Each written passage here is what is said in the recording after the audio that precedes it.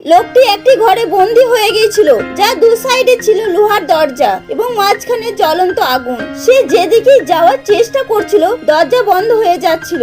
দুটো দরজা তার কাছে চলে আসছিল। তার কাছে বেরোবার রাস্তা একমাত্র সামনে জ্বলন্ত আগুন দিয়ে। লোকটি কি করবে বুঝতে পারছিল না। তখনই তার নজর পড়লো এক লম্বা কাগজের দিকে। সে কাগজটি উল্টো দিকে দেওয়ালে আটকে দিল। তারপর সে কাগজের ওপর দিয়ে দ্রুত পেরিয়ে গেল।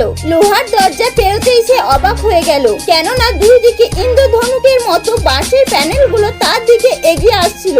ঘাবড়ে গিয়ে দরজাটিকে নিজের পুরো শক্তি দিয়ে কাঁধে ধরে ফেলে। সে বুঝতে পারলো ইন্দ্রধনুকের প্যানেল দুটি দরজার সঙ্গে যুক্ত, তাই সে দরজার নিচে নামলে সঙ্গে সঙ্গে মারা যাবে। সে সঙ্গে সঙ্গে পটটি ছিঁড়ে দিয়ে তার কাঠি দিয়ে দরজা ও মাটির মাঝখানে লাগিয়ে দিল। তারপর সে ইন্দ্রধনুকে প্যানেলগুলিকে ইশারা করে উপহাস করতে লাগলো। তারপর সে তার লক্ষ্য বস্ত্র পাওয়ার জন্য কাঠের পাতাটনের ওপরে লাফিয়ে উঠলো।